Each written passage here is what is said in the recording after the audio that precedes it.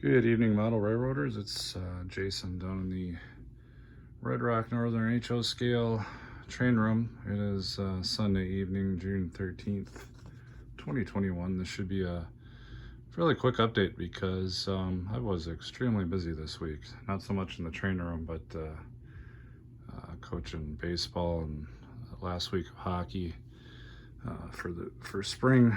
So and work is starting to kind of ramp up a little bit. Got a couple new projects, so I didn't have a lot of time or energy to get down to the train room this week. So what I do have to kind of report is that I did clean up a little bit. I packed the trees away for a while. I'm done planting trees for a while. I got quite a few up, but I got all those put away. I got the table out. What I did start working on is finally started working on the Red Rock scene, so the city of Red Rock. So this is one of the last areas of the railroad to be developed, scenic, and detailed. So what I got going on here is there should be represents the city of Red Rock here. There's two industries. There's a passenger station there. Not sure that that's the one I'm going to actually use. It's just kind of temporary, but there should be some kind of a street scene here that ties to the passenger station, and it's knocking things around. It's also going to provide the street's going to provide an inlet to the team track there, as well as the plastic pellet transfer facility. So move that boxcar a little bit. So I've made my final selection, at least final for now, for the ramp I'm going to use for the team track. I had a couple of other ramps that I was kind of test fitting in there for the last year or two. This is one of them.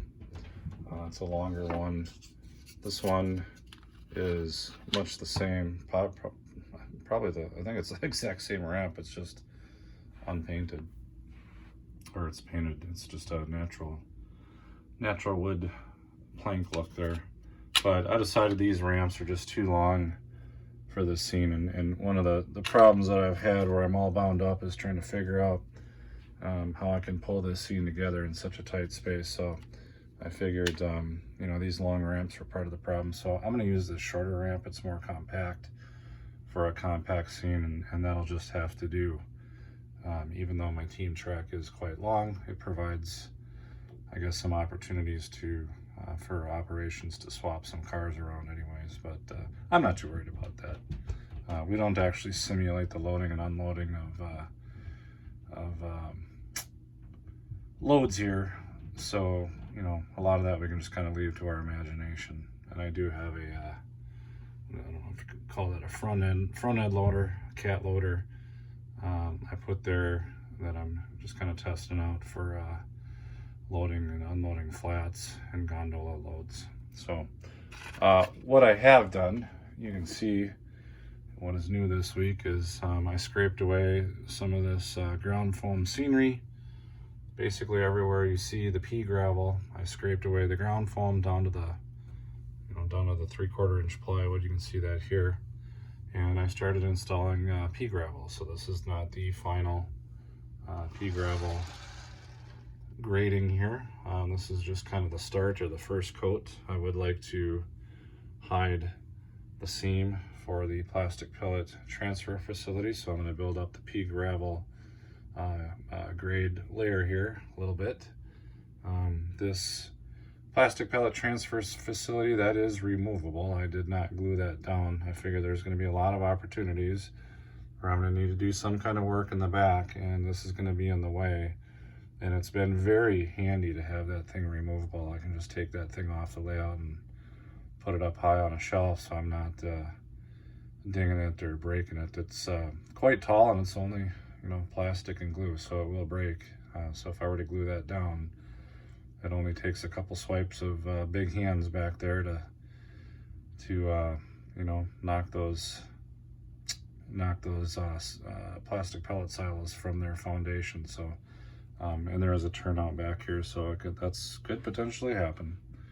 This is designed to be a left-handed turnout to grab the turnout from the left, but if someone were to reach in with their right hand and try to flip it right-handed, you can see there's going to be a conflict here. We're going to bang that plastic pellet transfer facility, which is why I'm leaving it removable. I also may need to get to the track back here for maintenance. I may need to get to the hidden staging behind there, remove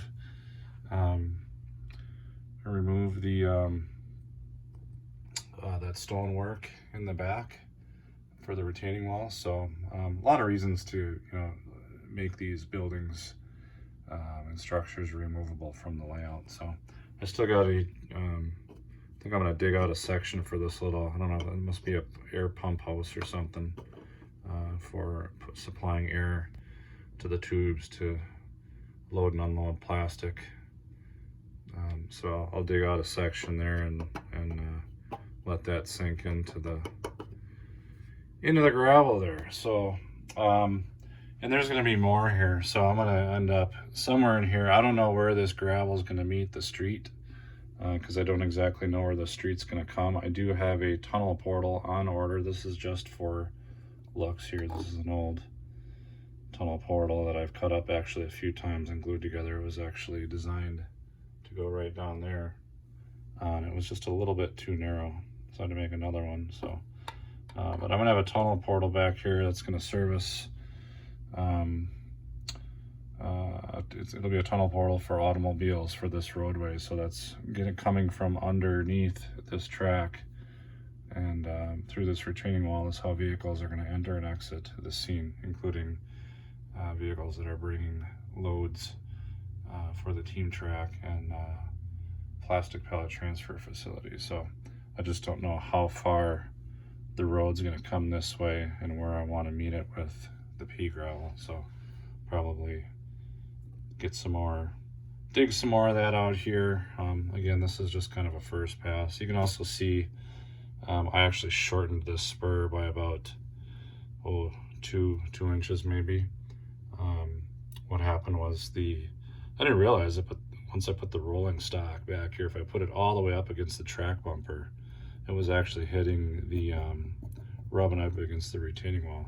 This week was the first time I had noticed that was even a problem. I don't know how I didn't notice that before, but so I shortened the track so that doesn't happen, and we'll put in some landscaping there and maybe a nice little tree. Who knows? Still got a lot of trees left. So I'm going to go ahead and call that an update. This is possibly my shortest update of the entire layout, so not a lot to talk about, and I'm not going to filibuster about anything else. So I just got home late from a boat trip out in the lake in the beautiful sun, 100-degree weather, and I'm going to go upstairs and have a steak dinner. So we're going to call this one a wrap, and I'm going to go ahead and upload it. Everyone have a wonderful rest of your Sunday evening, and I'll see you next week.